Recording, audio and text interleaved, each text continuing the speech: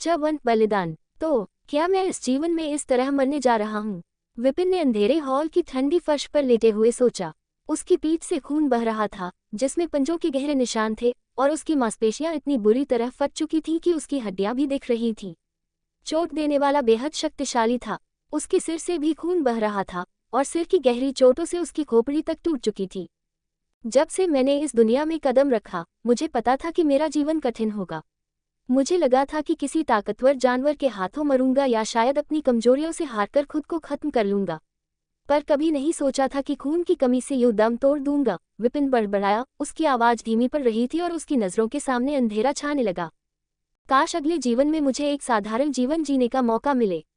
मैं अब फिर से इस तरह की शक्ति के साथ पैदा नहीं होना चाहता, उसने बमुश्किल कहा, जैसे अंधेरा उसे पूरी तरह घेरने लगा। तभी अंधेरे में उसने एक आवाज सुनी, तुम क्या बलिदान करना चाहते हो? विपिन ने धुंधली आंखों से इधर उधर देखने की कोशिश की, लेकिन वह सिर नहीं हिला सका। तुम कौन हो? उसने कमजोर आवाज में पूछा। फिर से वही आवाज आए, क्या तुम खुद को बलिदान करना चाहते हो? विपिन ने सोचा, क्या ये किसी शैतान की आवाज है जो मेरी आत्मा लेने आया है? अभी भी उस अजनबी आवाज के पीछे की असलियत को समझने में नाकाम, विपिन का दिल एक बार फिर सवालों से भर गया था। क्या यह उसकी नियति थी, या फिर उसे कोई दूसरा रास्ता मिल सकता है? चटू, बलिदान दो। क्या तुम बलिदान करना चाहते हो? विपिन ने फिर से वही आवाज सुनी, जो उससे पूछ रही थी कि वह कुछ बलिदान करना चाहता है। विपिन के दिमाग में सब कुछ धुंधला था, उसका बहुत खून बहा चुका था और हाल की घटनाएं उसे परेशान कर दिया था। अगर मैं बलिदान करूंगा, तो मुझे क्या मिलेगा? उसने पूछा। इस बार उसे जवाब मिला। आप कुछ भी पा सकते हैं, लेकिन आप जो बलिदान करते हैं, उसका मूल्य सही हो, आवाज ने कहा। क्या मैं सच में कुछ भी मांग सकता हूँ? ये वही बात है जो हर शैतान अपनी आत्मा को बलि के रूप में लेने से पहले कहता है, विपिन ने सोचा। मैं अपनी आत्मा नहीं दूंगा, भले ही मेरा जीवन मुश्किल हो। मैं शैतान का गुलाम नहीं बनना चाहता, लेकिन क्या मैं कुछ और बलिदान कर सकता हूँ? उसने अपने ख्यालों को एकत्र किया, क्योंकि उसकी आंखें बंद होने लगी थीं। उसे पता था कि अगर उसने आंखें बंद कर लीं, तो वह फिर कभी नहीं खोल पाएगा। इसलिए उसने सोचने की कोशिश की कि वह क्या बलिदान कर सकता है। फिर उसे याद आया कि वह इस स्थिति में क्यों है। उसके पास कुछ ऐसा था जो उसे अपनी शक्ति को बढ़ाने से रोक रहा था। हालांकि मुझे नहीं पता कि इस चीज का मूल्य क्या है, लेकिन इसे बलिदान करने में मुझे कुछ भी खोने को नहीं है। अगर मैं इसे त्याग दूं और फिर भी मर जाऊं, तो मुझे कोई अफसोस नहीं रहेगा, विपिन ने ठान लिया। मैं अपनी शैडो फिजिक को बलिदान करना चाहता हूं, उसने कमजोर आवाज में कहा। कोई जवाब नहीं आया, लेकिन अचानक एक काला धुआं उसके चारों ओर छा गया। कुछ सेकंड बाद धुआं गायब हो गया और उसने फिर वही आवाज सुनी। तुम अपनी शैडो फिजिक के बदले में क्या चाहते हो? मेरी सारी चोटें ठीक कर दो और मुझे कुछ कोर दे दो, विपिन ने कहा। वह सिर्फ अपनी चोटें ठीक करना चाहता था, लेकिन कुछ कोर भी मांगने में कोई हर्ज नहीं था। अगर आवाज ने उसे कोर देने से मना कर दिया, तो वह पीछे हट जाएगा। लेकिन अगर उसे कोर मिल गई, तो वह अपनी शक्ति को सुधार सकेगा। कुछ देर इंतजार करने के बाद आवाज ने कहा, आपका शरीर इस आदान प्रदान के लिए पर्याप्त मूल्य रखता है। बलिदान शुरू करें। अचानक पूरा हॉल गहरे लाल रंग में चमक उठा। विपिन, जो बेहोशी की कगार पर था, ने फिर से वही आवाज सुनी। आप अपनी शैडो फिजिक का त्याग नहीं कर सकते, क्योंकि आप बहुत घायल है। पहले मैं आपको ठीक करूंगा, लेकिन क्योंकि मैं बिना कुछ लिए आपको ठीक कर रहा हूं, इसलिए आपको केवल 50% कोर ही प्राप्त होंगे। जब विपिन ने ये सुना तो उसे लगा कि अब वह फिर से अपना जीवन पा सकता है। उसने अपनी आंखें खोली और महसूस किया कि वह धीरे धीरे ठीक हो रहा है। उसे यकीन था कि वह अब अपने भविष्य को बदल सकता है। मैं अपनी शक्ति का उपयोग करूंगा, और इस बार मैं हार नहीं मानूंगा, उसने अपने दिल में कहा। विपिन ने फिर से जीवन की ओर कदम बढ़ाया, और तैयार था नई चुनौतियों का सामना करने के लिए। चैप्टर 3, नई शक्ति की खोज। विपिन बिना किसी झिझक के मान गया, क्योंकि उसे पहले से ही पता था कि कोई कोर नहीं मिलने वाला है। अचानक काले धुएं ने फिर से उसके शरीर को घेर लिया, और उसने देखा कि उसका शरीर बहुत तेजी से ठीक होने लगा। सिर्फ 5 मिनट में वह पूरी तरह से ठीक हो गया। उसने अपनी पीठ पर नजर डाली और पाया कि सिर का फ्रैक्चर और बाकी सभी चोटें पूरी तरह से गायब थीं, जैसे कभी कुछ हुआ ही न हो। तभी एक बार फिर वही आवाज गूंजी, अब शैडो फिजिक का बलिदान किया जाएगा। काले धुएं ने उसे फिर से घेर लिया, लेकिन इस बार पिछली बार जैसी राहत के बजाय विपिन को तीव्र दर्द का सामना करना पड़ा। आह! दर्द से चीखते हुए उसे महसूस हुआ कि उसके शरीर से कुछ खींचकर अलग किया जा रहा है। विपिन ने अपने शैडो फिजिक का बलिदान दे दिया, लेकिन उसे इसका अंदाजा नहीं था कि इस बलिदान से वह एक पुरानी शक्तिशाली ताकत को जगा देगा जो सालों से उसकी शैडो फिजिक के भीतर सोई हुई थी। यहाँ तक कि जिसने उसके साथ यह सौदा किया था उसे भी इसकी खबर नहीं थी। विपिन ने उस चीज को जगा दिया था जो इतिहास में लंबे समय से खोई हुई थी। 12 घंटे पहले एक छोटे से कमरे में विपिन गहरी नींद में था, तभी अचानक फोन की घंटी बजी। वह थोड़ी देर के लिए करवट बदलकर सोने की कोशिश करता रहा, लेकिन आखिरकार अनमने ढंग से फोन उठाया। दूसरी ओर से उसके दोस्त अजीत की आवाज आई। विपिन, आज क्या कर रहे हो? हमारा ग्रुप एक डंजन में छापा मारने जा रहा है, क्या तुम हमारे साथ आना चाहोगे? अजीत ने उत्साह से पूछा। विपिन के चेहरे पर एक हल्की नाराजगी उभरी। उसने सीधे जवाब दिया, मुझे आज कुछ जरूरी काम है, तुम लोग अकेले जा सकते हो, और बिना अजीत की प्रतिक्रिया का इंतजार किए फोन काट दिया। फोन रखते ही उसके मन में गुस्सा भर गया। उसने गुस्से से दांत भींचते हुए बुदबुदाया, ये कमीना हर बार मुझसे ये पूछकर मेरी बेइज्जती करने की कोशिश करता है कि क्या मैं उनके साथ डंजन में जाना चाहता हूँ। वह अच्छी तरह जानता है कि मैं उन से अपनी शक्ति नहीं बढ़ा सकता। अपने गुस्से को शांत करने की कोशिश करते हुए विपिन उठ खड़ा हुआ। लगभग 18 साल का विपिन काले बाल और गहरी काली आंखों के साथ अपने गोरे रंग के विपरीत एक रहस्यमयी छवि बनाता था। उसकी लंबाई करीब 180 सेमी थी और उसकी कद काठी साधारण से थोड़ी बेहतर थी, लेकिन उसकी शक्ति में वह मजबूती नहीं थी जो दूसरों के पास होती। वह फोन पर हुई बातचीत को भुलाकर अपने आज के काम पर ध्यान केंद्रित करने की कोशिश कर रहा था। उसने जल्दी से एक साधारण नाश्ता बनाया और खाते हुए अपने स्टेटस पैनल पर नजर डाली। नाम विपिन, रैंक F, शक्ति F, फुर्ती F, माना F, स्टेमिना F+, बुद्धिमत्ता F, भाग्य A+, आकर्षण D, कौशल शैडो वॉक, शरीर शैडो फिजिक, उपाधि जॉब कोई नहीं। स्टेटस पैनल को देखते हुए विपिन ने निराशा से सिर हिला दिया। सिर्फ उसका भाग्य और आकर्षण ही F रैंक से ऊपर थे, बाकी सब कुछ औसत या उससे भी कम था। वह खुद से बड़बड़ाया, मुझे वही करना चाहिए जो मैं कर सकता हूँ। अपनी रैंक बढ़ाने के लिए कुछ और शैडो कोर की जरूरत है। आखिरकार मैं सिर्फ शैडो कोर से ही अपनी शक्ति बढ़ा सकता हूँ, बाकी लोगों की तरह किसी भी कोर से नहीं। विपिन की नज़र उसके शैडो फिजिक पर एक पल के लिए ठहर गई। वह जानता था कि यह उसके पास एकमात्र ताकत थी, लेकिन साथ ही यह उसे और भी अलग बना देती थी। उसने जल्दी से पैनल बंद कर दिया और नाश्ता खत्म कर अपना बैग पैक किया। बाहर निकलने से पहले उसने एक बार फिर सब कुछ जांचा कि कुछ भी भूल न गया हो। दरवाजा बंद करते हुए उसने गहरी सांस ली और खुद से कहा, उम्मीद है आज सब कुछ ठीक रहेगा, कम से कम एक शैडो कोर तो मिल ही जाएगा।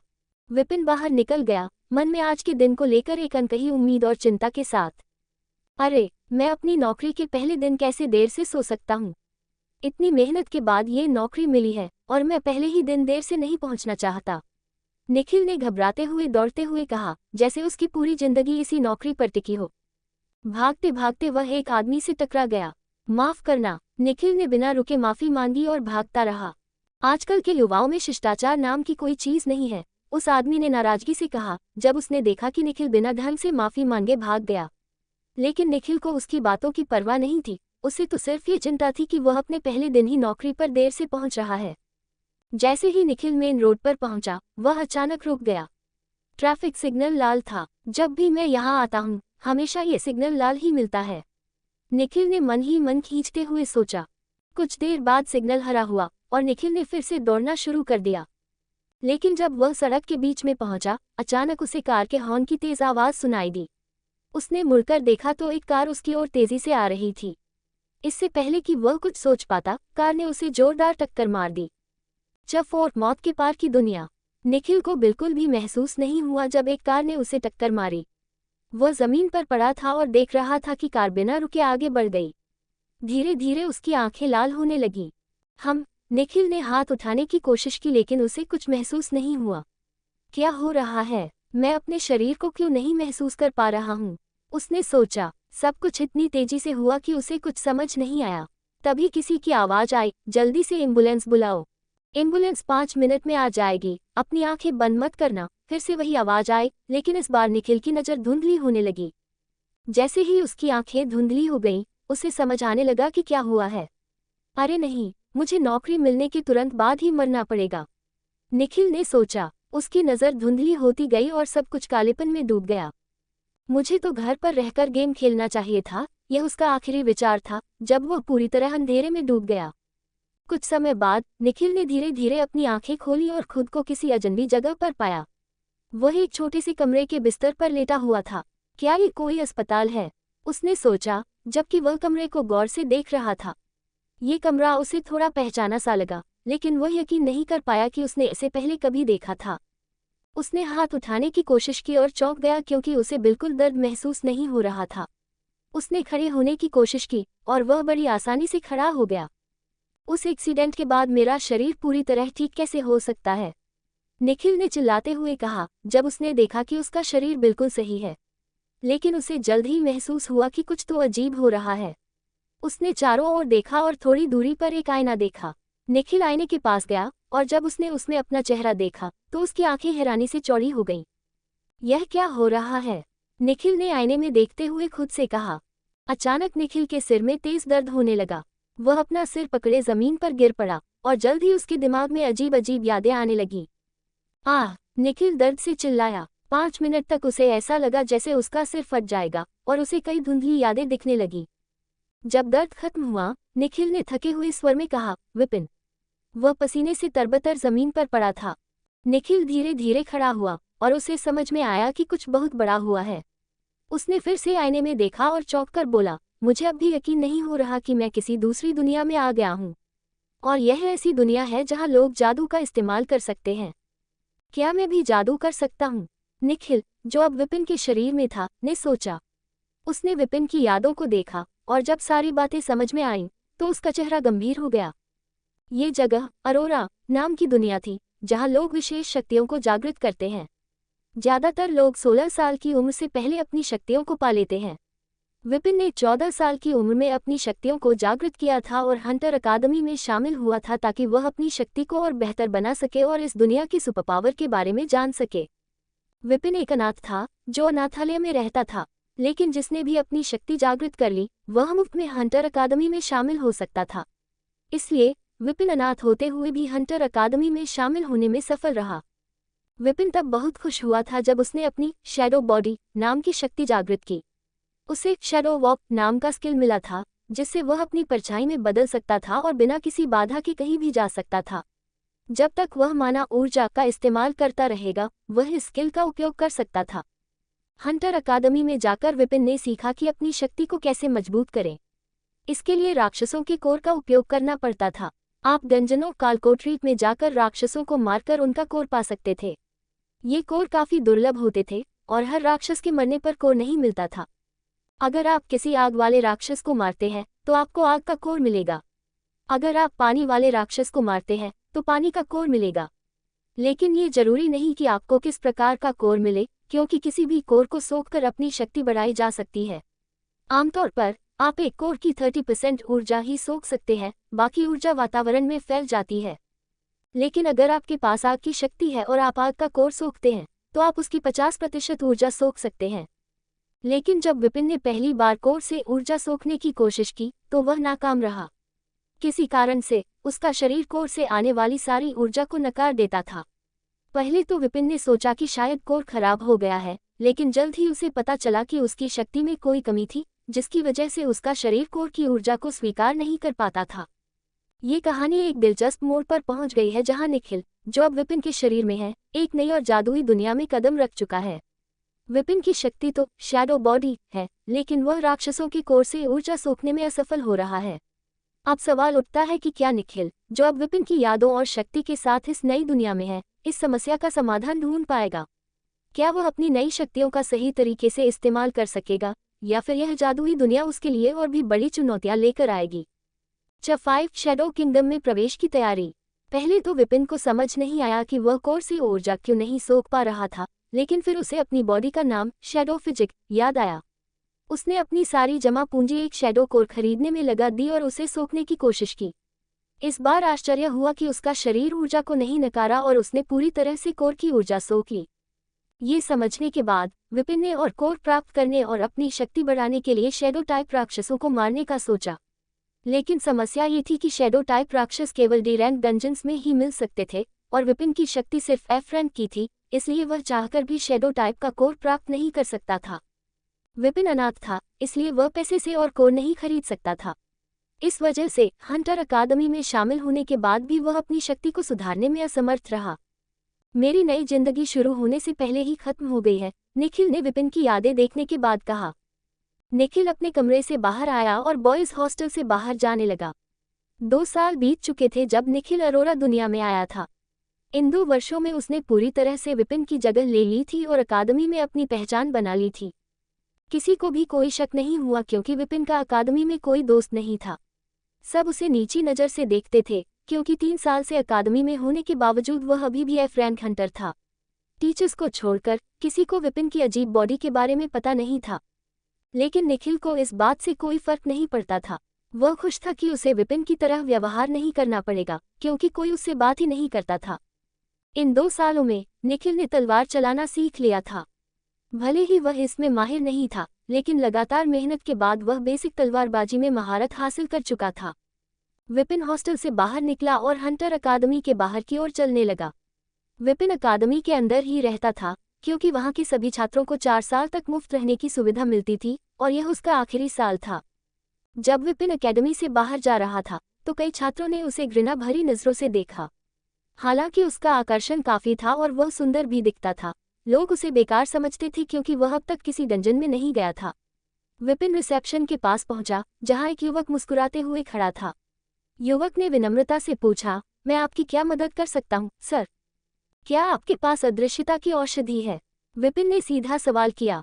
रिसेप्शनिस्ट ने कहा, मुझे स्टॉप चेक करने दीजिए, और 20 सेकंड बाद कंप्यूटर पर विवरण देखकर बोला, हमारे पास रैंक 1 और रैंक 2 की अदृश्यता औषधियां हैं। विपिन ने सिर हिलाया और रैंक 2 की औषधि मांगी। रैंक 1 की औषधि केवल 1 घंटे तक अदृश्य रखती है और वह डी रैंक के राक्षसों से छिपने में असफल रहती है। रिसेप्शनिस्ट ने फोन किया और थोड़ी देर बाद एक महिला एक छोटा सा बॉक्स लेकर आई। उसने बॉक्स रिसेप्शनिस्ट को दिया और चली गई। रिसेप्शनिस्ट ने बॉक्स खोला और उसमें से एक बोतल निकाली जिसमें गहरे नीले रंग का तरल था। विपिन ने बोतल को छुआ और उसकी जानकारी उसके स्टेटस विंडो पर दिखाई देने लगी। अदृश्यता औषधि रैंक 2। इस औषधि को पीने के बाद आप 3 घंटे के लिए अदृश्य हो जाएंगे और रैंक सी से नीचे का कोई भी व्यक्ति आपको पहचान नहीं पाएगा। विपिन ने विवरण देखकर सिर हिलाया और पूछा, ये कितने का है? ये हमारी सबसे ज्यादा बिकने वाली औषधि है और बहुत से लोग इसे खरीदना चाहते हैं। रिसेप्शनिस्ट अपनी बात पूरी भी नहीं कर पाया था कि विपिन ने उसे बीच में ही टोक दिया। बस मुझे कीमत बताओ, मुझे परवाह नहीं है कि यह तुम्हारा सबसे ज्यादा बिकने वाला पोषण है। यह सिर्फ 30,000 क्रेडिट का है, रिसेप्शनिस्ट ने मुस्कुराते हुए कहा, बिना किसी नाराजगी के। विपिन का दिल तेजी से धड़कने लगा। उसे अंदाजा था कि अदृश्यता की औषधियां महंगी होती हैं, लेकिन इतनी महंगी होंगी यह उसने नहीं सोचा था। फिलहाल उसके पास लगभग 32,000 क्रेडिट थे जो उसने पिछले 2 वर्षों में बड़ी मुश्किल से बचाए थे। विपिन ने रिसेप्शनिस्ट की ओर देखा और विनम्रता से पूछा, क्या इसमें कोई छूट मिल सकती है? माफ कीजिए सर, ये हमारी सबसे ज्यादा बिकने वाली औषधि है, इसलिए इस पर कोई छूट नहीं दी जा सकती। रिसेप्शनिस्ट ने वही मुस्कान बनाए रखी। विपिन ने निराशा भरी सांस ली, लेकिन फिर भी उसने पैसे चुकाए और पोषण खरीद लिया। आपकी खरीदारी के लिए धन्यवाद सर। रिसेप्शनिस्ट की वही मुस्कान अब विपिन को खलने लगी थी। विपिन ने पोषण की बोतल ली और दुकान से बाहर निकल गया। उसकी अगली मंजिल D rank shadow kingdom dungeon थी। विपिन ने अदृश्यता की औषधि खरीद ली और उसकी अगली मंजिल D rank shadow kingdom dungeon थी। हालांकि वह जानता था कि उसके पास सिर्फ 3 घंटे होंगे और वह अदृश्य रहते हुए जितना जल्दी हो सके शैडो टाइप राक्षसों का सामना करना होगा। लेकिन क्या अदृश्यता औषधि सच में उसे बचा पाएगी? क्या वह इतने शक्तिशाली राक्षसों के बीच खुद को सुरक्षित रख पाएगा? अगला कदम उसके लिए बेहद खतरनाक था। जैसे ही वह डंजन के दरवाजे के करीब पहुंचा, उसके मन में कई सवाल उमड़ने लगे। क्या उसने सही निर्णय लिया है? अगर कुछ गलत हो गया तो उसके पास भागने का भी मौका नहीं होगा। अब क्या विपिन का यह मिशन उसके लिए नई मुसीबत लेकर आएगा या वह अपनी ताकत बढ़ाने में सफल होगा? विपिन को इस बात की परवाह नहीं थी कि लोग उसे कैसे देखते हैं और वह अकादमी से बाहर निकलता रहा। बाहर आने के बाद उसने 5 मिनट तक पैदल चला और फिर एक टैक्सी ली। सिटी प्लाजा प्लीज, विपिन ने टैक्सी में बैठते हुए कहा। टैक्सी ड्राइवर ने सिर हिलाया और सिटी प्लाजा की ओर गाड़ी चलाने लगा।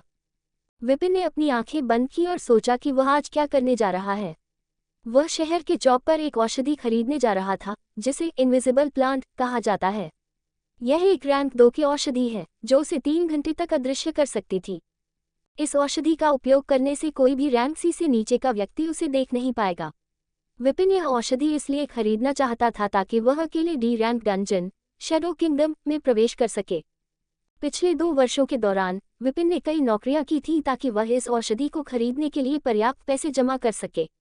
निखिल के आने से पहले भी विपिन इस औषधि के लिए पैसे बचा रहा था ताकि वह डी रैंक डंजन में कुछ शैडो राक्षसों को मार सके।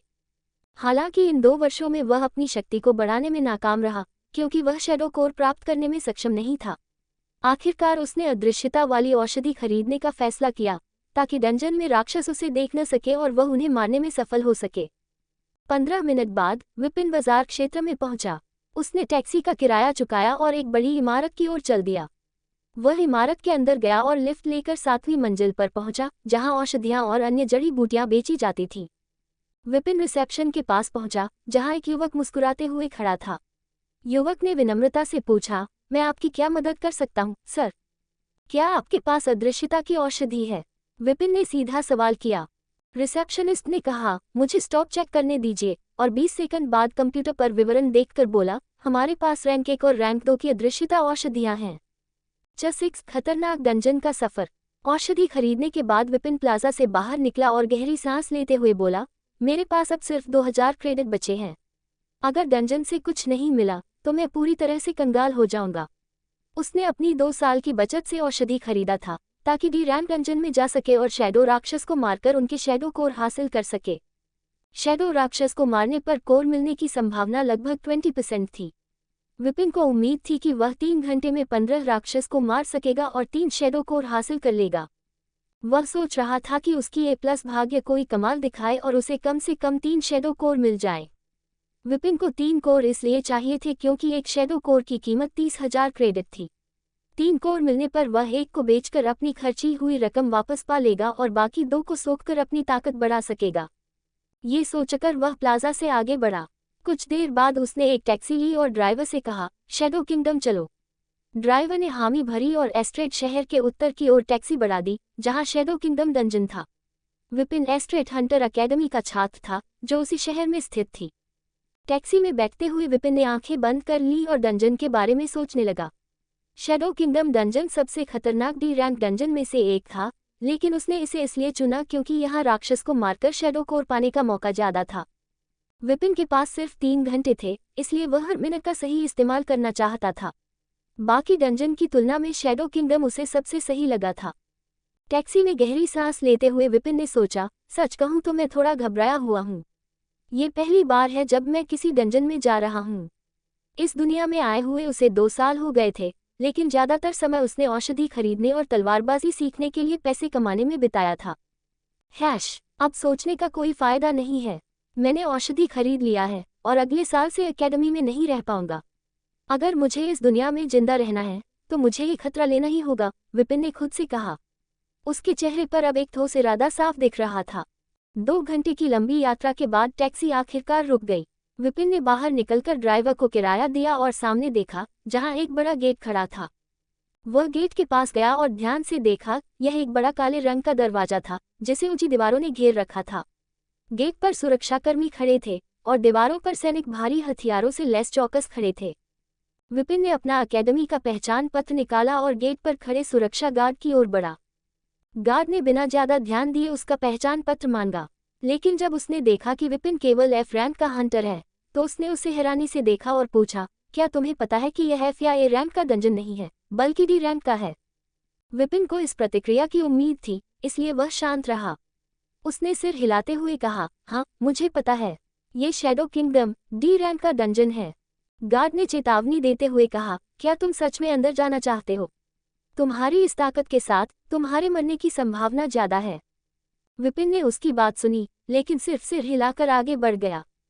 गार्ड ने कंधे उचकाए और विपिन को डंजन में जाने की अनुमति दे दी।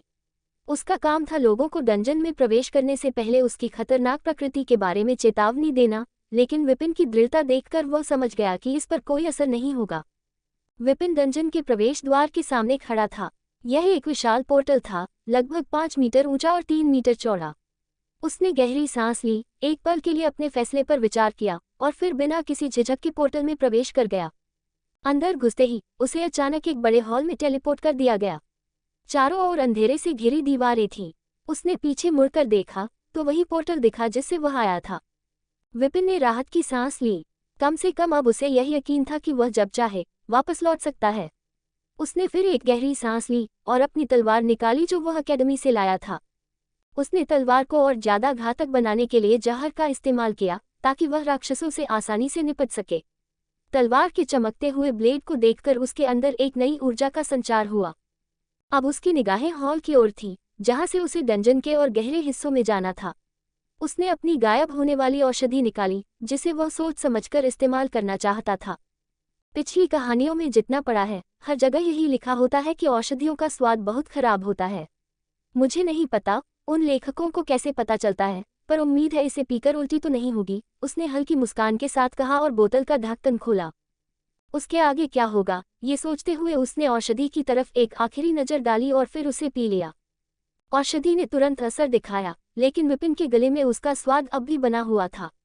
ये स्वाद तो उसके जैसा लग रहा है, उसने सोचा, पर उसके शरीर में तेजी से ऊर्जा भरने लगी। उसकी आंखें चमक उठी और हर हलचल पहले से ज्यादा साफ दिखने लगी। तो उस औषधि का स्वाद कैसा था? क्या वह विपिन को अच्छा लगा या नहीं? क्या उस औषधि ने अपना काम किया? क्या विपिन गायब हुआ? क्या मैं राक्षस को मार पाऊंगा? उसके मन में सवाल उठने लगे। उसे शैडो कोर चाहिए थे, लेकिन हर पल खतरा बढ़ता जा रहा था। क्या वह समय रहते 3 शैडो कोर इकट्ठा कर पाएगा? CH7 अदृश्य शिकारी और शैडो कोर की खोज। इसका स्वाद चॉकलेट स्मूदी जैसा है, विपिन ने पोशन पीने के बाद कहा। मुझे लगता है कि मैं इसे हर रोज सुबह पी सकता हूँ, विपिन ने सोचा। लेकिन जब उसे इस पोशन की कीमत और अपने बैंक खाते में बचे पैसे याद आए, तो वह इस ख्याल को भूल गया। पोशन पीने के बाद अचानक विपिन को महसूस हुआ कि उसका शरीर हल्का हो रहा है और 10 सेकंड के भीतर वह जहां खड़ा था वहां से गायब हो गया। विपिन ने इधर उधर चलने की कोशिश की, लेकिन कुछ अजीब महसूस नहीं हुआ। जब उसने जांच की कि पोशन सही काम कर रहा है, तो वह हॉलवे की ओर बढ़ गया। वह समय बर्बाद नहीं करना चाहता था, क्योंकि पोशन का असर सिर्फ 3 घंटे तक ही रहता। शैडो किंगडम के बारे में पढ़ते समय जैसा उसने सोचा था, जल्द ही विपिन ने थोड़ी दूरी पर एक राक्षस को सोते हुए देखा। राक्षस को देखकर विपिन ने गहरी सांस ली और उसकी ओर बढ़ने लगा। विपिन राक्षस से 50 मीटर दूर रुक गया और उसे ध्यान से देखने लगा। वह राक्षस एक 2 मीटर लंबा भेड़िया था, जो जमीन पर लेटा हुआ था और जाहिर तौर पर सो रहा था। भेड़िए का फर बिल्कुल काला था और विपिन को यकीन था कि उसकी तलवार से भी उसका एक बाल काटना मुश्किल होगा। थोड़ी झिझक के बाद विपिन धीरे धीरे भेड़िए की ओर बढ़ने लगा। उसका दिल तेजी से धड़क रहा था, क्योंकि ये पहली बार था जब उसने अदृश्यता वाली औषधि का इस्तेमाल किया था और वह सुनिश्चित नहीं था कि भेड़िया उसे महसूस कर पाएगा या नहीं। हालांकि औषधि की जानकारी में ये लिखा था कि अगर राक्षस सी रैंक या उससे नीचे का है, तो वह उसकी उपस्थिति का पता नहीं लगा पाएगा। फिर भी विपिन घबराया हुआ था, क्योंकि अगर औषधि ने सही से काम नहीं किया तो उसकी जान खतरे में पड़ सकती थी। विपिन धीरे धीरे तलवार थामे हुए भेड़िए की ओर बढ़ रहा था, सावधानी से कदम रख रहा था ताकि कोई आवाज न हो। जब वह भेड़िए से सिर्फ 10 मीटर दूर था, तो उसने देखा कि भेड़िया अचानक अपनी आंखें खोल रहा है और चारों ओर देखने लगा। जैसे ही भेड़िए ने अपनी आंखें खोली, विपिन वहीं रुक गया और सांस भी रोक ली। उसकी पीठ पर ठंडा पसीना बहने लगा जब उसने देखा कि भेड़िया कुछ ढूंढ रहा है। सौभाग्य से भेड़िए ने जल्द ही हार मान ली और दोबारा सो गया। विपिन ने राहत की सांस ली, ये देखकर कि भेड़िया उसे नहीं देख पाया था, हालांकि वह सिर्फ 10 मीटर दूर खड़ा था। विपिन ने एक बार फिर सावधानी से भेड़िए की ओर बढ़ना शुरू किया। जब वह उससे 5 मीटर दूर था, तो उसने सांस रोक ली और धीरे धीरे उसके पास पहुंच गया। जब विपिन उससे सिर्फ 2 मीटर दूर था, तो उसने अपनी तलवार कसकर पकड़ ली और पिछले 2 सालों की तरह ही तेजी से वार किया। विपिन ने भेड़िए की आंखों पर निशाना साधा, क्योंकि वह एकमात्र ऐसी जगह थी जो उसके मोटे काले फर से ढकी नहीं थी। भेड़िए की बाईं आंख पर वार करते ही वह दर्द से चिल्लाया और बाईं आंख नष्ट करने के बाद विपिन ने तुरंत दाईं आंख पर हमला किया। भले ही वह अदृश्य था, भेड़िया अपनी खोई हुई बाईं आंख के कारण खतरे का आभास नहीं कर सका और उसकी दाईं आंख भी नष्ट हो गई। दोनों आंखों के नष्ट हो जाने पर भेड़िए की आंखों से काला खून बहने लगा और वह दर्द के कारण जमीन पर गिर पड़ा। विपिन ने यह मौका नहीं गंवाया और भेड़िए के दिल पर तलवार से वार किया। लेकिन जैसा कि उसने सोचा था, तलवार भेड़िए की धातु जैसे मोटे फर के कारण गहराई तक नहीं जा पाई। विपिन ने हार नहीं मानी और बार बार उसी जगह वार करता रहा। जब वह 5वीं बार वार करने वाला था, तभी भेड़िए ने अचानक अपना दाहिना पंजा उठाकर विपिन की ओर वार किया। विपिन ने तुरंत हमला रोक दिया और छलांग लगाकर दूर चला गया। भेड़िए का वार बड़ी मुश्किल से चूका। भेड़िए के अंधे होने के बावजूद उसके आक्रमण की क्षमता देखकर विपिन और सतर्क हो गया और वह भेड़िए के पीछे जाकर खड़ा हो गया। भेड़िया धीरे धीरे खड़ा हुआ और विपिन को खोजने के लिए सूंघने लगा, लेकिन अदृश्य औषधि के कारण उसे कुछ भी पता नहीं चला। भेड़िया अपने पंजों से इधर उधर वार करने लगा, लेकिन 30 सेकंड बाद उसके शरीर को हिलाने में दिक्कत होने लगी। विपिन ने तुरंत समझ लिया कि घातक जहर अपना असर दिखा रहा है। अचानक भेड़िया जमीन पर गिर पड़ा और हिलने डुलने में असमर्थ हो गया। ये देखकर विपिन जल्दी से उसके पास आया और अपनी तलवार उसके दिल में घोंप दी। चूंकि भेड़िया हिल नहीं सकता था, इसलिए विपिन ने उसे आसानी से मार दिया। भेड़िए को मारने के बाद विपिन ने कोर की तलाश शुरू की। कृपया मुझे एक कोर दे दो, विपिन ने भेड़िए के दिल के पास देखा, क्योंकि राक्षसों का कोर वहीं होता है। उसने तलवार की मदद से दिल के पास एक छेद बनाया और कोर ढूंढने के लिए हाथ अंदर डाला। अचानक उसे अपने हाथ में कुछ ठोस महसूस हुआ। उसकी आंखें चमक उठीं। उसने जल्दी से उसे पकड़ लिया और बाहर खींच लिया। जब विपिन ने अपने हाथ की ओर देखा तो उसके हाथ में एक काली गोल वस्तु थी, जो लगभग एक बॉल के आकार की थी। ये देखकर विपिन लगभग हंस पड़ा। पहली बार शैडो कोर को देखना उसके लिए उत्साहजनक था, हालांकि उसने इसकी कई तस्वीरें ऑनलाइन देखी थीं। मुझे यकीन नहीं हो रहा कि यह छोटी सी चीज़ 30,000 क्रेडिट के बराबर है।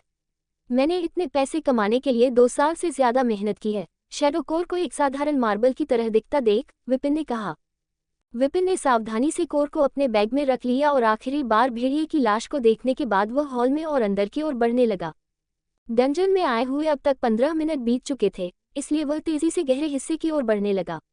सिर्फ 2 मिनट बाद ही विपिन ने फिर से अपने से थोड़ी दूरी पर कुछ देखा। ध्यान से देखने पर विपिन ने 2 राक्षसों को देखा। एक बिल्ली जैसा राक्षस था और दूसरा सियार जैसा दिख रहा था। दोनों राक्षस सो रहे थे। विपिन ने स्थिति का आकलन किया और पहले बिल्ली राक्षस को मारने का निर्णय लिया, क्योंकि उसे लगा कि बिल्ली का शरीर कमजोर है और एक ही वार में वह उसे मार सकता है। इस विचार के साथ विपिन धीरे धीरे बिल्ली की ओर बढ़ने लगा। जब वह बिल्ली से 20 मीटर दूर था, तभी अचानक बिल्ली उठ खड़ी हुई और उसकी दिशा में देखने लगी। ये देखकर विपिन ने तुरंत हिलना बंद कर दिया, यहाँ तक कि सांस लेना भी रोक लिया। बिल्ली की नजरें उसी दिशा में टिकी रही जहां विपिन खड़ा था। उद्धरण, क्या यह मुझे देख सकती है? विपिन ने सोचा और उसका दिल तेजी से धड़कने लगा। अचानक बिल्ली खड़ी हो गई और विपिन की ओर चलने लगी। धीरे धीरे बिल्ली ने उनके बीच की दूरी कम करनी शुरू कर दी। बिल्ली के कदमों की आवाज सुनते ही सियार भी जाग गया और हैरानी से बिल्ली को देखने लगा। क्या औषधि काम कर रही है? विपिन ने सोचा जब उसने बिल्ली राक्षस को अपनी ओर आते देखा। उसकी सांसें थम गईं और दिल जोर जोर से धड़कने लगा। जैसे ही बिल्ली उसके 5 मीटर के दायरे में पहुंची, विपिन ने महसूस किया कि उसका अदृश्य होना अब किसी काम का नहीं रहा। बिल्ली के कदम और तेज हो गए और सियार ने भी उसकी ओर गौर से देखना शुरू कर दिया। अब क्या करूं? विपिन ने खुद से पूछा। तलवार कसकर पकड़ी हुई थी। अचानक बिल्ली ने अपनी नजरें सीधी उसकी आंखों पर टिका दी और विपिन ने अपने दिल में डर की एक आखिरी लहर महसूस की। CH8 danger part 1। बिल्ली जैसा राक्षस धीरे धीरे विपिन की ओर बढ़ा। राक्षस की ऊंचाई सामान्य बिल्ली जितनी ही थी, लेकिन उसका फर बिल्कुल काला था और उसकी आंखें गहरी लाल रंग की थीं। जब विपिन ने देखा कि बिल्ली उसकी ओर आ रही है, तब भी वह नहीं हिला, क्योंकि वह बिल्ली राक्षस के चेहरे पर हिचकिचाहट देखा जा सकता था। उसने शायद कुछ महसूस किया हो, लेकिन वह अभी भी विपिन की उपस्थिति का पता नहीं लगा पाया था। जल्द ही बिल्ली विपिन से सिर्फ 2 मीटर दूर रह गई। बिल्ली विपिन से ठीक 2 मीटर दूर आकर रुक गई। जब विपिन ने देखा कि बिल्ली राक्षस कितना करीब खड़ी है, तो उसे पसीना आने लगा। बिल्ली राक्षस विपिन के पास रुकने के बाद हवा सूंघने लगा और एक भ्रमित चेहरा बनाया, जैसे कि उसकी इंद्रियां उसे कुछ बता रही हों कि कुछ है, लेकिन किसी कारण से वह उसकी देख नहीं पा रही थी। जब विपिन ने सियार की ओर देखा, तो उसने देखा कि सियार बिल्ली को भ्रम में देख रहा था, जिसका अर्थ है कि सियार की इंद्रियों ने कुछ भी नहीं पहचान पाया है। जब विपिन ने देखा कि सियार उपस्थिति का पता नहीं लगा पा रहा है, तो उसने एक बार फिर बिल्ली की ओर देखा और देखा कि जब उसे कुछ नहीं मिला तो बिल्ली उससे दूर जाने लगी। ये देखकर विपिन ने राहत की सांस ली और एक बार फिर ध्यान से देखा कि उसे पहले बिल्ली राक्षस को मारना चाहिए, क्योंकि वह एकमात्र ऐसा था जो उसे महसूस कर पा रही थी। वो सियार ने एक अजीब सी आवाज निकाली जब उसने बिल्ली राक्षस को वापस आते देखा, लेकिन बिल्ली राक्षस ने उसकी ओर देखा तक नहीं और एक बार फिर सो गया। जब विपिन ने देखा कि दोनों राक्षस एक बार फिर सो गए हैं तो उसने राहत की सांस ली और 5 मिनट तक इंतजार किया। फिर एक बार फिर धीमे कदमों से बिल्ली राक्षस की ओर बढ़ना शुरू कर दिया।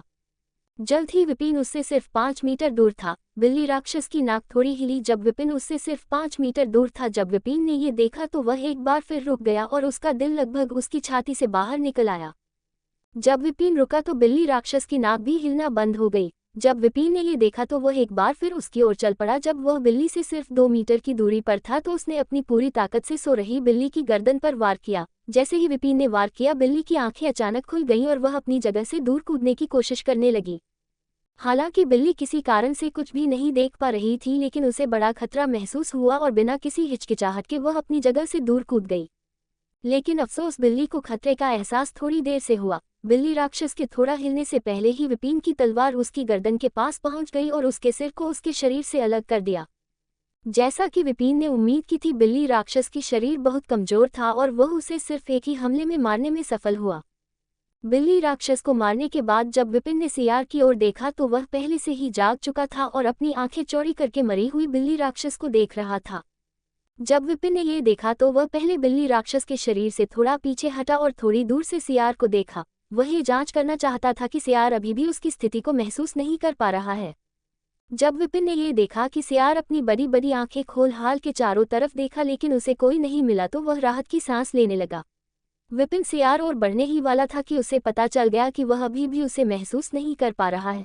तभी अचानक सियार ने अपना मुंह चौड़ा किया और बिल्ली राक्षस के शरीर के पास एक डार्क एनर्जी बॉल भेजा।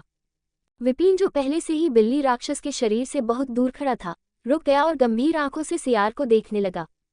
डार्क एनर्जी बॉल बिल्ली राक्षस के शरीर के पास गिरी और विस्फोट के कारण उसका शरीर टुकड़ों में बदल गया।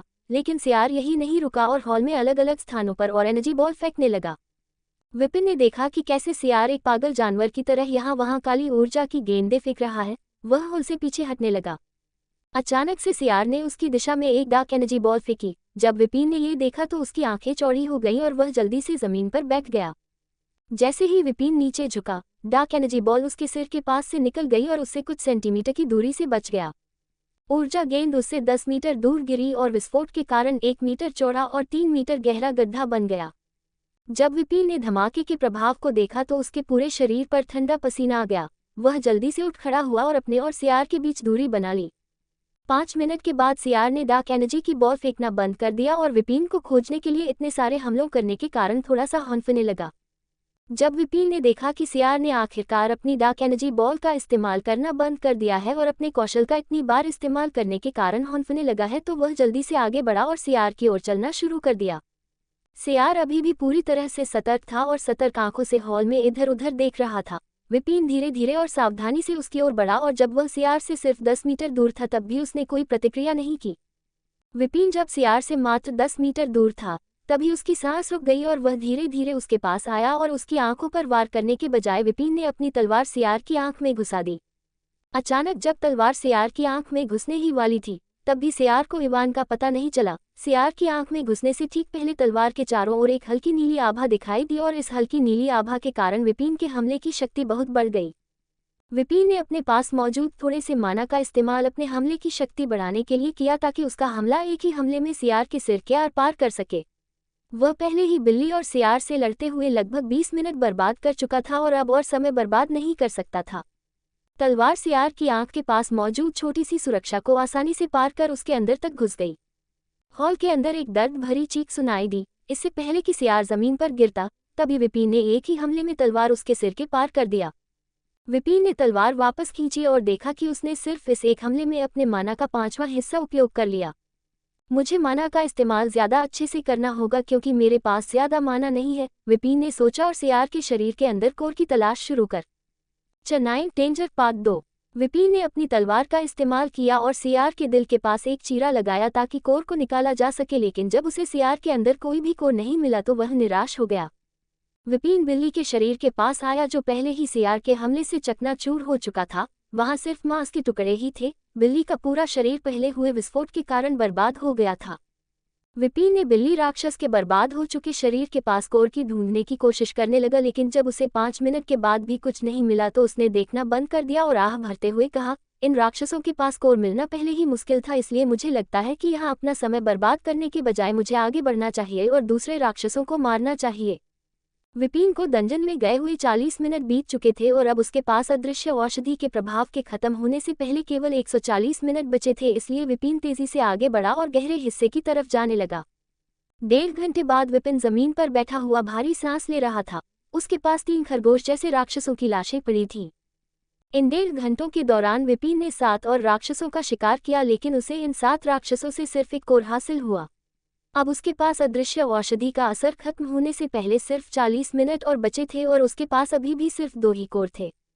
मैं डंजन की ओर गहराई तक नहीं जा सकता, या अदृश्य औषधि का असर खत्म होने से पहले मैं डंजन से बाहर नहीं निकल पाऊंगा। ऐसा लगता है कि मैं इस बार सिर्फ इन 2 कोर के साथ डंजन से बाहर निकल सकता हूँ, विपिन ने दांत पिसते हुए कहा, क्योंकि सब कुछ करने के बाद भी मुझे सिर्फ 2 कोर मिले और मैं उन्हें भी सोख नहीं कर सकता, क्योंकि उसे उन्हें अब बेचना होगा ताकि वह अपने 30,000 क्रेडिट वापस पा सके और एक और औषधि खरीद सके ताकि वह एक बार फिर सुरक्षित रूप से डंजन के अंदर जा सके। विपिन को डंजन के पोर्टल तक वापस लौटने में 30 मिनट लगेंगे, इसलिए विपिन कड़वाहट भरे चेहरे के साथ खड़ा हुआ और पोर्टल की ओर चलने लगा। कम से कम मुझे इन राक्षसों से लड़ने का अनुभव तो मिल गया। अगली बार जब मैं यहाँ आऊँगा तो मैं उन्हें अधिक आसानी से मार पाऊंगा और शायद अगली बार मुझे अधिक कोर मिलेंगे, विपिन ने कहा और खुद को समझाने लगा। अचानक विपिन रुक गया क्योंकि उसने हॉल के कोने में एक राक्षस को सोते हुए देखा। राक्षस को देखकर विपिन उलझन में पड़ गया, क्योंकि उसे यकीन था कि जब वह पहले यहाँ से गुजरा था तो उसने सभी राक्षसों को मार दिया था। लेकिन विपिन को फिर याद आया कि जब उसने उन राक्षसों को मार दिया था तो कुछ समय बाद वे फिर से डंजन के अंदर दिखाई देंगे। विपिन के सामने जो राक्षस था वह एक भेड़िया की तरह दिखने वाला राक्षस था, उसी प्रकार का राक्षस जिसे उसने डंजन में पहली बार घुसने पर मारा था। मुझे पोर्टल तक पहुंचने में 25 मिनट लगेंगे और मेरे पास अभी भी 35 मिनट हैं। मुझे 10 मिनट में इस राक्षस को मारने में सफल होना चाहिए। शायद इसे मारकर मुझे एक शैडो कोर मिल जाए, विपिन ने शैडो भेड़िया को देखने के बाद सोचा। विपिन पिछली बार की तरह धीरे धीरे उसकी ओर चलने लगा और जल्द ही कोई आवाज भी नहीं की। विपिन उससे सिर्फ 10 मीटर दूर था। जब विपिन उससे सिर्फ 10 मीटर दूर था तो सोते हुए भेड़िए की नाक हिलने लगी। विपिन ने चलना बंद कर दिया और अपनी सांस रोक ली ताकि भेड़िया उसे पहचान न सके। जल्द ही भेड़िए की नाक हिलना बंद हो गई और विपिन एक बार फिर भेड़िए की ओर चलने लगा। जब विपिन भेड़िए से सिर्फ 1 मीटर दूर था तो उसने अपनी तलवार भेड़िए की आंखों पर मार दी। लेकिन जैसे ही विपिन ने अपनी तलवार से वार किया, भेड़िए के शरीर के सारे बाल खतरे के कारण खड़े हो गए और अपनी आंखें खोले बिना ही भेड़िया अपने जगह से दूर जाने की कोशिश करने लगा।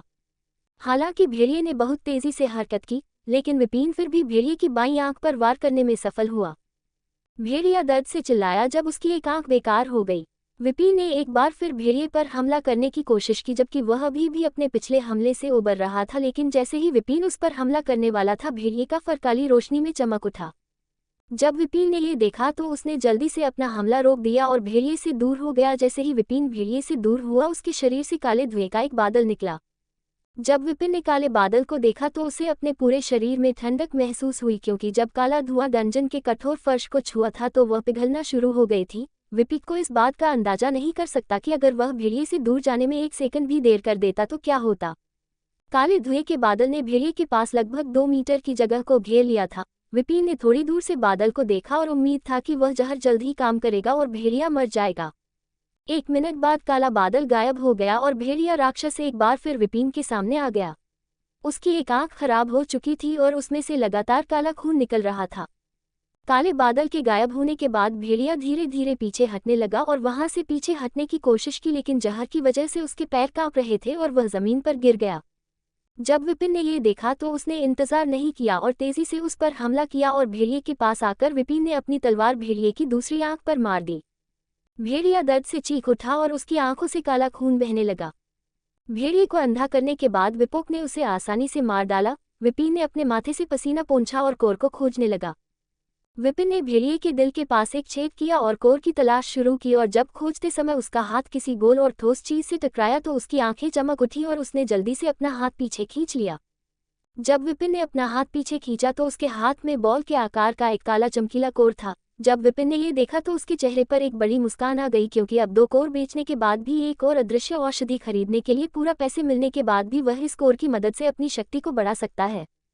विपिन ने जल्दी से कोर को अलग रखा और डंजन से बाहर निकलने के लिए खड़ा हो गया, लेकिन जैसे ही वह पोर्टल की ओर चलने लगा, हॉल की काली दीवारों से काला धुआं निकला और उसी जगह इकट्ठा होने लगा। जल्द ही काला धुआं ठोस हो गया और एक उड़ने वाले राक्षस का रूप ले लिया। जब विपिन ने राक्षस को देखा तो उसे लगा कि यह राक्षस भी दूसरों की तरह ही डी रैंक का होगा, लेकिन किसी कारण से उसका दिल तेजी से धड़कने लगा। जब धुआं पूरी तरह से ठोस हो गया तो उसके सामने एक चमगादड़ जैसा राक्षस दिखाई दिया। जब विपिन ने चमगादड़ जैसे राक्षस को देखा तो वह लगभग जोर से गाली देने लगा। CH10 shadow bat. काले धुएं के जमने के बाद विपिन के सामने 2 मीटर लंबा और 1 मीटर ऊंचा चमगादड़ जैसा राक्षस दिखाई दिया। चमगादड़ गहरे काले रंग का था और उसकी आंखें लाल थीं। उसकी पीठ से 1 मीटर लंबी पूंछ निकल रही थी और पूंछ का सिरा किसी जानवर के पंजे जैसा अजीबोगरीब आकार का था। चमगादड़ के दिखाई देने के बाद उसने मरे हुए भेड़िए की तरफ देखा। जब उसे खून की गंध आई तो उसने विपिन को भेड़िए की लाश से थोड़ी दूर खड़ा देखा। भेड़िए की लाश को देखने के बाद चमगादड़ ने अपना मुंह खोला और अपने मुंह से ध्वनि तरंगे छोड़ी। जब विपिन ने ये देखा तो उसे पता चल गया कि वह अदृश्य औषधि की मदद से चमगादड़ से नहीं छिप पाएगा। जैसा कि विपिन जानता था कि चमगादड़ इकोलोकेशन का उपयोग करके कीटों का शिकार करते हैं। वे मनुष्य की क्षमता से अधिक ऊपर की ध्वनि तरंगे उत्पन्न करते हैं, जिसे अल्ट्रासाउंड कहा जाता है। चमगादड़ों द्वारा भेजी गई ध्वनि तरंगे उनके वातावरण में वस्तुओं से टकराती हैं। फिर ध्वनियाँ चमगादड़ों के कानों में वापस आती हैं, जो अपनी अनोखी आवाज़ों को पहचानने के लिए बहुत ही बारीकी से उपयोग किया करते हैं। इसलिए जब विपिन ने चमगादड़ को इकोलोकेशन का इस्तेमाल करते हुए उसे ढूंढते देखा तो उसे पता चल गया कि अब उसकी किस्मत खराब है। विपिन ने चमगादड़ का इंतजार नहीं किया और पोर्टल की ओर दौड़ना शुरू कर दिया, लेकिन विपिन ध्वनि तरंगों से ज्यादा तेज कैसे दौड़ सकता है। जल्द ही ध्वनि तरंगे विपिन से टकराकर चमगादड़ के पास वापस आ जाती हैं और चमगादड़ विपिन की जगह को खोजने में सफल हो जाते हैं। चमगादड़ तेजी से विपिन की ओर उड़ गया, जो पोर्टल की ओर भाग रहा था। जब चमगादड़ जैसा राक्षस उस स्थान पर पहुंचा जहां से ध्वनि परावर्तित हुई थी, उसे कोई नहीं मिला, इसलिए चमगादड़ ने एक बार फिर इकोलोकेशन का उपयोग किया। ध्वनि तरंगे एक बार फिर पूरे हॉलवे में फैल गई और चमगादड़ पर वापस आ गई। वह एक बार फिर विपिन की जगह को जानने में सफल हो गया, जो उससे 150 मीटर दूर था। जब चमगादड़ ने उस दिशा में देखा जहां से उसने एक बार फिर विपिन को महसूस किया था तो उसे कुछ भी दिखाई नहीं दिया और चमगादड़ को आखिरकार समझ में आ गया कि उसका दुश्मन छिपने के लिए किसी चीज का इस्तेमाल कर रहा है ताकि वह उसे अपनी आंखों से न देख सके। चमगादड़ एक रैंक डी राक्षस था, इसलिए वह काफी बुद्धिमान था। इस बार चमगादड़ ने इकोलोकेशन का उपयोग नहीं किया, बल्कि वह उस स्थान के पास आया जहां उसने आखिरी बार विपिन को महसूस किया था और अपना मुंह चौड़ा करके ऊंची आवाज में चीखा। जब चमगादड़ जैसा राक्षस चिल्लाया तो विपिन, जो चमगादड़ से लगभग 70 मीटर दूर था, उसे भयंकर सिरदर्द हुआ और वह जमीन पर गिर पड़ा। विपिन ने अपना सिर पकड़ लिया और कोई आवाज न करने के लिए विपिन ने अपने दांत पीस लिए, लेकिन चमगादड़ के हमले की वजह से विपिन के कानों से खून बहने लगा। 5 सेकंड के बाद चमगादड़ ने अपना ध्वनि हमला बंद कर दिया और इस बार इकोलोकेशन का उपयोग किए बिना भी वह विपिन को ढूंढने में सक्षम था, क्योंकि उसके कानों से खून बह रहा था। जब चमगादड़ ने अपना हमला बंद कर दिया तो विपिन का सिरदर्द भी काफी कम हो गया। वह कांपते पैरों से खड़ा हुआ और चमगादड़ की दिशा में देखने लगा, जो भी अपनी गहरी लाल आंखों से उसकी ओर देख रहा था, जो जानलेवा इरादों से भरी हुई थी।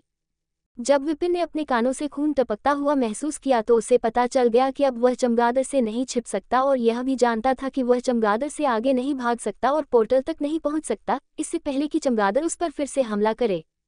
मुझे लगता है कि मैंने अपनी सारी किस्मत तब खो दी जब मुझे 11 राक्षसों को मारने के बाद भी सिर्फ 3 शैडो कोर ही मिले, विपिन ने कटु स्वर में कहा जब उसने चमगादड़ को अपनी दिशा में उड़ते हुए देखा। यहाँ आने से पहले ही मुझे पता था कि यहाँ मेरे मरने की संभावना बहुत ज्यादा है, लेकिन फिर भी मैंने जोखिम उठाया क्योंकि मैं बेकार की जिंदगी नहीं जीना चाहता। विपिन ने अपनी तलवार को हाथ में कसकर पकड़ रखा था और उसके चेहरे पर दृढ़ निश्चयी भाव था। मैं आज फिर से मर सकता हूँ, लेकिन यह हर रोज ऐसे जीने से बेहतर होगा। इन 2 सालों के दौरान हालांकि विपिन ने एक साधारण जिंदगी जीने की कोशिश की, लेकिन अंदर से उसे खालीपन महसूस होता था, क्योंकि हर सुबह वह जागता था और इस नई दुनिया के बारे में ज्यादा जानने के लिए अकेले ही हंटर की क्लास में जाता था। क्लास समाप्त होने के बाद वह तलवारबाजी सीखने जाता था और तलवारबाजी की कक्षा के बाद उसे पैसे कमाने पड़ते थे ताकि वह अदृश्य होने की औषधि खरीद सके, जिससे उसकी शक्ति में थोड़ा सुधार हो सके। इन 2 सालों के दौरान विपिन जीने के बजाय इस दुनिया में जीवित रहने की कोशिश कर रहा था। उसका कोई दोस्त नहीं था और एकेडमी में हर कोई उसे नीची नज़र से देखता था। जब इन 2 सालों की यादें विपिन के दिमाग में आई तो उसे लगा कि अगर वह यहाँ मर भी गया तो कुछ नहीं बदलेगा। ये सोचते ही विपिन का सारा डर गायब हो गया और उसने चमगादड़ की तरफ देखा, जो पहले ही उसके पास आ चुका था। चमगादड़ उसकी ओर उड़ता हुआ आया और ध्वनि आघात तरंगों को छोड़ने के लिए अपना मुंह खोला। ध्वनि आघात तरंगे विपिन की ओर बढ़ी, जो हमले को चकमा देने के लिए समय से रहते बगल में कूद गया। आघात तरंगे एक अजैब बल की तरह थी, जिसने डंजन के कठोर फर्श को भी खराब कर दिया। हमले को चकमा देने के बाद विपिन ने एक बार फिर से चमगादड़ की ओर देखा और चमगादड़ पर हमला करने का तरीका सोचने की कोशिश की, क्योंकि जब चमगादड़ उड़ रहा होता है तो वह उस पर हमला नहीं कर सकता। विपिन ने अपने चारों ओर देखा और गेंद के आकार के कई पत्थर देखे। ये पत्थर चमगादड़ के हमले के बाद डंजन के फर्श से टूटकर गिरे हुए थे। विपिन तेजी से उनकी ओर बढ़ा और 2 पत्थर उठा लिए। जैसे ही विपिन ने 2 पत्थर उठाए, वह एक बार फिर चमगादड़ के एक और हमले को चकमा देने के लिए बगल में कूद गया। हमले को चकमा देने के बाद विपिन ने इंतजार नहीं किया और पत्थर में थोड़ा सा माना भर दिया। अगर वह डी रैंक के चमगादड़ पर हमला करने के लिए एक सामान्य पत्थर का इस्तेमाल करता, तो विपिन जानता था कि अपनी पूरी ताकत के साथ वह उसे खरोंच भी नहीं पाएगा, उसे नुकसान पहुंचाना तो दूर की बात है। जब विपिन ने पत्थर में थोड़ा सा माना डाला तो काले पत्थर की चारों ओर एक हल्की नीली परत दिखाई दी। विपिन ने और इंतजार नहीं किया, क्योंकि जब उसने इसमें और माना डालना बंद कर दिया तो पत्थर की माना आसपास के वातावरण में फैलने लगी। अपनी पूरी ताकत से विपिन ने पत्थर को चमगादड़ की ओर फेंका, जिसने एक बार फिर विपिन पर हमला करने के लिए अपना मुंह खोला था। पत्थर उल्कापिंड की तरह उड़ता हुआ आया और ठीक उसके माथे के बीचों बीच में जा लगा। जब पत्थर उसके शरीर को भेदने में सक्षम हुआ तो चमगादड़ दर्द से चीख उठा और उसके माथे से काला खून बहने लगा। अचानक हुए हमले की वजह से चमगादड़ अपना संतुलन खो बैठा और आसमान से नीचे गिरने लगा। जब विपिन ने ये देखा तो उसने अपनी तलवार को कसकर पकड़ लिया और गिरते हुए चमगादड़ की ओर तेजी से दौड़ा।